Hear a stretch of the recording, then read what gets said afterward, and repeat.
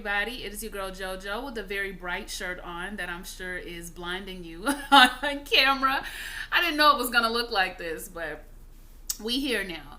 But I am here with a little bit of a different review. This is for 90 Day Fiance The Other Way, Season 2, Episode 1. Now, I don't know if I'm going to continue doing this show because I did not know when I started watching it that it was 2 hours long. I only thought it was an hour. And according to my girl Mila B Speaks, it used to only be an hour, but they extended it. So y'all know how I get about these really long shows. I'm just going to have to see how it goes. But I had heard a lot about 90 Day Fiance. I was talking to Smiley Adventures on Instagram in her DMs, and she was saying that every season was a hit for her. She loved the show. I saw another girl who hates everything, especially reality TV, on Twitter. She was saying how much she loved the show, and I was like, well, if she like it, I gotta look, because she don't like nothing. And so I watched it, and it was good enough. You know, it was good enough. So I'm sure some of y'all are questioning, now, JoJo, you had a hard time with Married at First Sight. You didn't like it, so how are you going to review this show? And I'm going to tell y'all the difference. So with Married at First Sight, my main issue was the way that they present the show and the way that they go about the show is that they want you to take marriage seriously, right? They got these experts around and they're telling you to work on it and stick it out and all of this, right? So even once I realized that it was some BS, that they had recruited people and what else is going on, that some people, you know, was definitely there just strictly for the exposure, and the experts had put people together that kind of weren't good matches, I was still going to continue to watch it just for entertainment purposes. But the problem was nobody on Married at First Sight was entertaining. It was just a bunch of finger pointing and no accountability, and you know, everybody's behavior was lackluster and nobody could really give you the oomph. And it was like being in a class that you took as an elective and you thought it was going to be interesting. You find out it's not, but you just missed the add drop period and you don't want to get an F, so you just stay in the elective and take the class. That's kind of what Married at First Sight felt like for me. This show, on the other hand, everybody is coming in, you know, by choice. You got to navigate your own relationships. And unlike Married at First Sight, these people, I can already tell, is going to give us a show. They are going to entertain me. I can already tell. So that's the difference, and that's why I think this is going to be a little easier to watch, because I already know a lot of it's for entertainment purposes. So I decided I would go ahead and review the first episode, see what y'all thought. And once I see how y'all feel, then that's when I'll decide what I'm going to do. But we're going to talk about the first episode nonetheless. So I'm going to start with Ariella and I believe you pronounce it Biniyam. Biniyam. Can I just call him Ben until I know that I'm saying it right? Because I really don't want to mess up anybody's name. So Ariella and Ben. Ariella's 28 years old. Ben is 29 years old. I believe she said that she was a freelance writer, and he is a jack of all creative trades. He's into martial arts. He is a dancer. He does it all. Did she say they call him Lil Baby or something? I don't know. But anyway, she has been married once before. She actually had a husband that she met out in Argentina. She brought him back to the States. They got married, and they are now divorced. Now, initially, when she moved back out of the country, she wasn't planning on meeting anybody, wasn't planning on having a man, just, I guess, looking for a good time. And then, you know, proceeded to tell Ben to go on about his life. They couldn't see each other anymore. But she couldn't resist him, and she was calling him to see what he was doing. Something tells me that the D had her going crazy. And we can see that evident by the fact that she is about 26, 27 weeks pregnant and going back to Ethiopia so that she can have her son with Ben. So in the very beginning, we see her going to a yoga pregnancy type class, and they're going around sharing what their birthing plan is going to be. She is going back to Ethiopia to have a child. So of course there are concerns, and people are expressing those concerns. I did see some people kind of like getting upset that they were talking about, taking precautions, and do they have the advancements, and the science, and you know child, I think sometimes we just sit down and watch TV and say, I'm gonna be mad about something on this show. I don't think it was any slight towards, I can see how you would feel like it, but it's no slight towards Ethiopia or any other country. You just, when you are from a certain place and you are used to your doctors and you are used to how you all give birth to children, of course you are going to be nervous going to another place. Okay, just like if you were used to being in a place that pretty much did home births for the most part, that was how everybody had their baby, and you moved to a place that was primarily hospitals, you're going to be nervous. So it's no slight to any other country. You're going to have your concerns because you're used to stuff being the way that it is wherever you are at. So, child, nobody get upset. It's going to be okay. But it looks like she's been doing some research in a couple of hospitals. There may not necessarily be epidurals available for her to use. I'm sure they're capable of doing C-sections, but maybe just the anesthesia and just kind of pain management, having enough staff. They're thinking about blood transfusion. She's talking to her doctor about a number of things, as you would talk to your doctor about a number of things. So she's going over there and she's going to just kind of talk to the hospitals and see what's up. I'm more worried about, the money, how much is stuff going to cost. But I guess she has all of that planned out and mapped out. She's going out there with Ben. She must make quite a bit of money as a freelance writer, I'm guessing. I don't know, unless her parents got it like that. And maybe it sounds like they might, so I don't know. But that's pretty much the story with her, just getting ready to have this baby and be with this man. Now, the next person I want to talk about is Yazan and Brittany. Is it Brittany or Brit? Hold on, let me check my phone too, because I got notes on paper. Her name's Brittany. Yazan and Brittany. Okay. So Yazan is from Jordan. He is 24 years old. Brittany is from Palm Beach, Florida. She is 26 years old. Now, what I do like about this couple is it's two good-looking young people. I like to see young people take care of themselves. Their skin is clear. Their bodies look nice. Because, some of these young people not taking care of themselves. Now, y'all smoking that reefer? All right, and some of y'all looking gaunt in the face. You're not eating your fruit and vegetables, and then a few of y'all looking ashy and dirty, look like we just need to sand you down. I'm gonna need y'all young people to start taking better care of yourself now so you can last for the long haul. Okay? Now, JoJo worried about you. I love you. But y'all gonna have to start, doing a little bit better. So I like to see two good-looking young people. They look really good.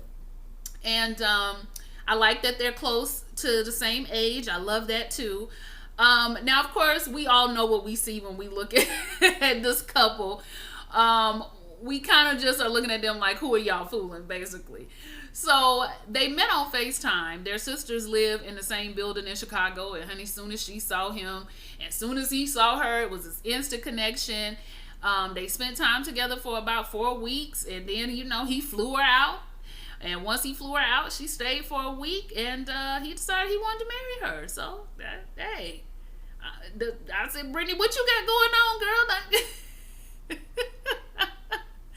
She got something going on because Brittany not only was able to get Yazan to propose, but Brittany is also married. Yes, spoiler alert, Brittany is already married, about to, commit bigamy in just a few minutes.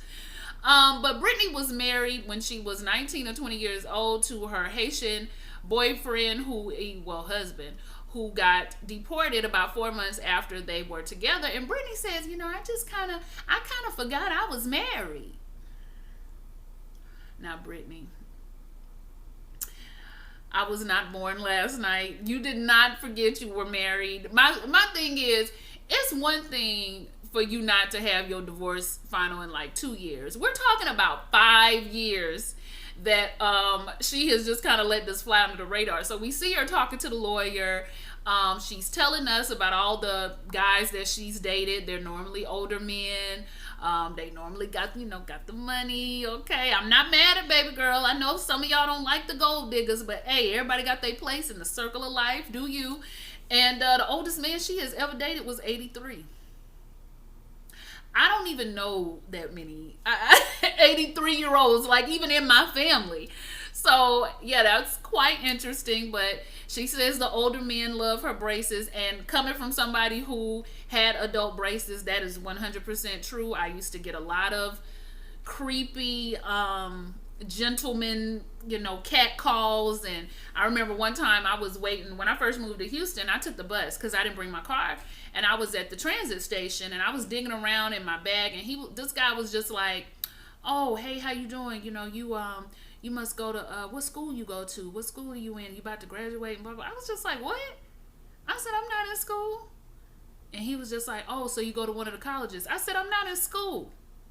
And then I just looked at him for a long time, and he asked me how old I was, and I went ahead and let him know I was a grown woman, that school was over for me. Don't let these braces fool you, and get up out my face, because I already know that you thought you was about to try it. Okay?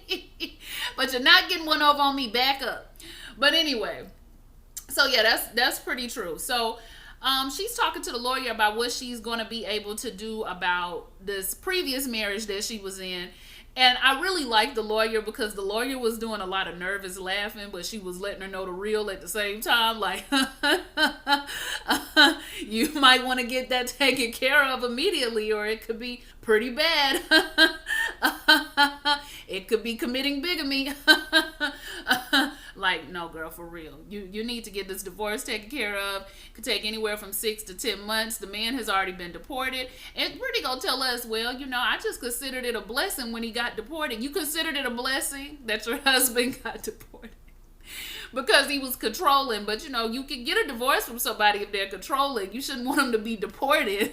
And I kind of wonder if they got married because he knew that he was going to be deported. But either way, this divorce is going to take quite some time. So Brittany say she just going to stall him. Okay, she just going to stall out a little bit with Yazan. But Yazan and his family have let her know that they are very traditional Muslim followers, and they will not be allowing those two to move in together if they are not married. They have to be married first. Brittany, first of all, when it opened up and I saw her doing a music video, and then she proceeded to tell us that she's leaving everything, including her career, I said, girl, you can leave that career. You can leave it. I think you're going to be fine.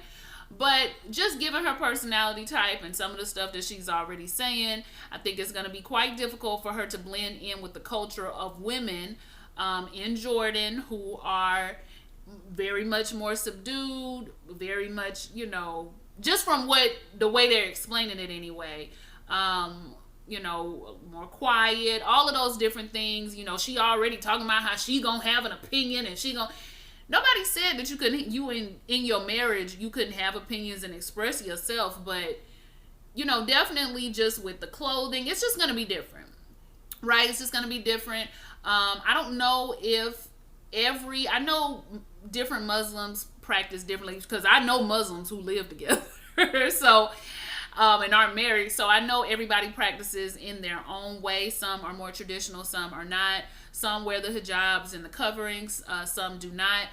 I actually wouldn't mind wearing a hijab. I just don't feel like I have the face for it. I feel like my face is too big. Like, the only people who look good in them is the one with those like nice slim faces. You know who be killing it in their hijab? Sunday mother freaking Carter. Go to her page. Find her page on Instagram. Sunday looks. I like her more in her Muslim wear, her Muslim woman wear, than any other. But Sunday, I like her in everything, actually. I take that back. But she looks beautiful. And she really do be killing it. Like, if I'm going to wear it, I want to rock it like her, because she be doing it. But anyway, so we'll have to see what Brittany is going to do. But what I don't want Brittany to do is get over there and think that she is going to be disrespectful about how their culture works and how their culture runs. But I also don't want Yazan to try to force her into anything either, because, to be honest, you knew what you were getting when you decided that you wanted to marry Brittany, right? So we're going to get to see how the two of them are going to work this thing out, and how she's going to stall for time for getting married. I actually, see a lot of lust. So I don't know if these two will be holding out too long. Please, no spoilers, because I know somebody already is itching to do it. The next couple I want to talk about is Kenneth and Armando, and I have to say that this is probably the couple that I feel strongly about. I actually feel like these two are going to make it if nobody else does. What I like about Kenneth and Armando is that I feel like there's a genuine love there, and I feel like there's freedom.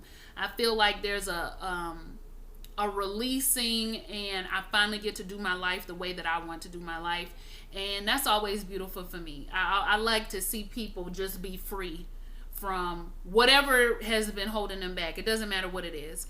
And then with these two, it's just been kind of hiding their identity is what's been holding them back. So Kenneth is 57, Armando is 31, so there is quite an age difference, but Kenneth looks great. I would have never thought that he was that old. I think 50, either 55 or 57, but he said 26 years older than Armando, so I assume 57. So Kenneth, interestingly enough, he was married for a brief time to a woman who basically offered to have his child and pose as his wife so that they could get in vitro. This was back in the day. You had to be married. It was extremely expensive back then to do in vitro, and then he would have had to get a surrogate. So it was just a different time, right? And there's a lot to think about. But he was a gay man, and so this woman volunteered to do it for him. They got married. They had a son. Then they decided to try it again and had triplets, girl. I mean, can you believe it? 3 girls. So amazing. They have 4 kids together, raised those children. He was in 2 long-term relationships as he was raising his children. I'm guessing those relationships did not work out. Now his children are grown. They are in their 20s. He also helps with his new grandson. And, he's just been living his life. But he met Armando in a support group for fathers, for gay fathers. And they hung out together one time. And Armando, he said, you know what? I want you to be mine. I think you could really be with me forever. And they decided to make it work. So, yeah, I can definitely see just like a release from the two of them. And it was just beautiful to witness. I know people are going to have their thoughts and their opinions, and that's fine. But I don't know. Like, it's hard for me to wrap my head around the fact that people, due to their belief system, they have to kind of fight who they believe that they are inside. And I can't imagine having that kind of battle. So because I can't even fathom it, I just try not to judge. I try not to look at it that way. I just try to be loving and as accepting as I can, because I feel like the inner turmoil is already enough. Like, imagine if, okay, I'm sitting here, I'm JoJo, but on the inside, I felt like a totally different person. Like, I can't even imagine how, I don't know. So I just try not to get myself in that kind of headspace. But I know people are going to have their opinions regardless, and, do what you do, but I'm going to do what I do. So, Armando is from Mexico, which is where they're going to be living. Armando has a 6-year-old daughter. Now, his case is a little bit different. Armando knew he was gay, but he went ahead and got married because he felt like he would be able to fight the feelings of being gay, like that would cover it for him. And he was married for 8 years. He finally revealed to her that he was not gay, which, that would have been hard. That I would have been pissed. I'm not gonna lie, I would have been pissed. I would not have been understanding at the time because, we just wasted 8 years of each other's life where you could have been, I don't know. I mean, but I get where Armando was coming from. He thought at the time he was doing the right thing. He wanted to have children. He wanted not to be a certain way because he didn't want to be seen as gay by the community. Apparently, from what he said, that the man community in Mexico is very macho, and he just knew it wasn't going to be accepted. So Armando just kind of hid it and then finally revealed it to his wife. His wife revealed it to his mother, and his mother and the rest of the family pretty much forced him back in the closet, made him feel ashamed yet again, because he wasn't honest and he was married and all this other stuff. Tragically enough, about 3 or 4 months later, the wife ended up passing away in a car accident. She was literally dead on arrival, and I felt so bad. Armando, he got choked up on camera and said that was his best friend. So now he's a widow. He's struggling with his sexual identity still, well, not struggling with it, but, struggling with being accepted with it. Trying to raise his daughter. Now the mother's gone. Like, just a lot to have to go through, right? But it sounds like him and his wife maybe they were able to resolve any resentment that she had. It sounded like maybe they did. So I hope they were able to at least get that right before she passed. His story was sad. But he's found love with Kenneth, and he has to explain to the family that him and Kenneth are going to be together. And they took it kind of hard, the sister especially, because that's not what she's used to her brother being, and she doesn't feel like it's right, but she loves him very much. And they just gonna have to get with it, y'all. I mean, I just can't even get into all of that, but they just got to get with it. I will say that I was very aggravated when Kenneth told his daughter. While I do get she was upset, y'all, the way that Kenneth was just sitting there boo-hooing and she was just kind of looking at him for a while, I'm like, girl, get up and hug your father. Like, he is devastated. He feels guilty that he has to leave y'all. He has been raising y'all, all this time. He's been there. He's been supportive. He's helping with the grandson. Like, it's time for him to live. He has gotten y'all to adulthood. He's not abandoning y'all. So quit making him feel like he is. I thought that was messed up, y'all. I ride for parents, though. I really do, especially mamas. And that's probably because me and my mama, we like this. We like this. But I just feel like at a certain point, your parents deserve to be happy, too. Especially if they done put in work with you, like triplets. And y'all in y'all 20s. Okay, I done did good by my girls. Right? So she was just kind of like, and I feel like you're abandoning us. And I felt bad for her, but at the same time, I felt even worse for him because I felt like they were giving him the guilt trip because he wanted to live his life. And y'all, I think they live in Florida. A flight from Florida to Mexico, y'all, it ain't that bad of a flight. Okay? Y'all can see each other. You'll see each other, just not as often. But I got where she was coming from. I'd be sad if my mama moved to another country too. But I wouldn't make her feel guilty about it. I know that for sure. Did I miss anything with the two of them? I don't think so. But if I did, I'm sorry. Like I said, it's 2 hours long. I'm doing the best I can. The next person, or last but not least, is going to be Jenny and Sumit. I think I'm saying his name right. Sumit. So this story is a mess, y'all. And when I tell you, if I was Jenny's daughters, now I'm a very opinionated daughter. I'm the oldest by many years. I have been with my mother the longest. My mama had me when she was 18 years old. I will let my mama know how I feel. And she knows I will. If my mama, who is younger than Jenny, but if my mama let me know that she was dating somebody my age, I'm going to tell you right now, it's going to be a problem sure enough. You talk about somebody going to show out, I'm going to show out.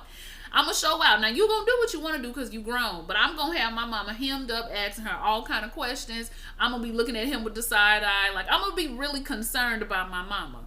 So, Jenny has given up all of her belongings. She has given up her life savings. She has pulled her 401k. She's now trying to get into her Social Security because she needs more money. She's not working. All of this to be with Sumit. Now listen, Sumit done lied. He been lying. He's lied about who he was. He said he was this distinguished 25-year-old gentleman from England. And it turns out nothing doing. He is from India. And he is not a distinguished looking gentleman. He ain't bad looking. But he ain't who that man was on that picture. And I felt really bad for Jenny because Jenny was she was in her 50s when they met. And she probably just, I don't know if she never seen catfish or never known, but everybody knows these days when somebody sends you a picture and y'all doing some type of long distance dating, you put that picture in Google Images and you see what comes up. Because I'm pretty sure if she would have put that fine English gentleman in images, stuff off of Pinterest or Tumblr would have popped up, from some type of Instagram, something would have popped up where she would have known that that was not the man that she was speaking with. Even after he lied, she's continued the relationship. These two have continued on for 8 years. And I know dating is tough. And it gets tougher and tougher the older you get. I know. But doggone it, Jenny, now you ain't have to do this. You ain't have to do this. I know you didn't have to do this. And I felt, even with all the red flags, when she started crying about how much she had given up and how they pulled Submit out of her house, when they came back to get him so he could be with his wife, like, I felt bad for her. I really did, because I could just picture being older, feeling alone, feeling like I'm gonna die by myself. Now she has her kids, and that's, at least she has children, but I know that they probably are living their lives and she feels she wants companionship. And I get that, y'all, but oh gosh, like where does your pride as a woman come in? Like, I mean, he's the writing is down the wall. Okay, excuse me. Y'all know I don't normally cuss. I'm sorry. But, forget the wall. The writing is on the wall. It's on the floor. It's on the ceiling. It's on the purse. It's on the car doors. It's on the windows. The writing is everywhere. But she wants to be with him, y'all. And she spent up all her money. Like, if I were her daughters, and her daughters are concerned, and her daughters already said that if we don't see this divorce paperwork from his wife, we can't support this anymore. And honey, I would have been done before that. I would have been done after the Distinguished Englishman. I would have been done after that. Because if she goes over here and bombs at this relationship again, she doesn't have any money. So all of the caretaking of her niece is now going to fall back on her daughter. She's going to have to build all of that money back up and hope that she can take care of herself. She's talking about pulling Social Security. I'm like, girl, you better see if you can do Uber India. I know they got Uber. You're going to have to see what you can do, baby girl, because you need to be bringing some money in. All right? It ain't even worth pulling Social Security right now. You're not even going to get that much. So Submit is saying that his divorce isn't final, even though it was supposed to be. He needs about $20,000 more and maybe 6 more months to get this divorce because it's going to cost $40,000. His parents are helping him, but I guess he has to pay them back. Submit's friends are reading him from the windows all the way to the wall. They are asking the questions that a friend would ask, like, what are you going to do with this woman? And, how are you going to pay your parents back? And isn't it going to be a problem that you're not going to be able to have any children with her? Like, couldn't that eventually be an issue? I don't have a problem with Jenny, but what are you thinking? Like, what are y'all going to do? What are you doing for work? Like, what are you doing for money? They're asking all the right questions. All the questions that Jenny should be asking. But Jenny wants to know, do the parents know she's coming? Do they have somewhere to live? It's just ultimately a doggone mess. And I feel like Jenny is going to end up getting disappointed again, even though I really don't want her to, because she seems like a sweet woman. Child, her loneliness is blinding her to what's right in front of her face. It is disappointing. And everybody can see it but her. That's the sad part. Like her friends, her daughters, everybody. I'm trying to think if I left anything out. I think that was it as far as the things I want to talk about. What did you guys think about the episode? What do you guys think about the couple? Oh, I did forget to mention that Brittany talked to her father, and the whole time her father was talking like this. I don't think it's really a good idea that you're going to be going to Jordan. I think it's all too soon. But ultimately, it looks like Dad is going to just let her go and figure it out. Yeah, I think that was all I wanted to talk about for tonight anyway. Y'all can like, comment, and subscribe. And let me know what you think about the show and if you're going to be watching. And I will see y'all for the next one, all right? Bye.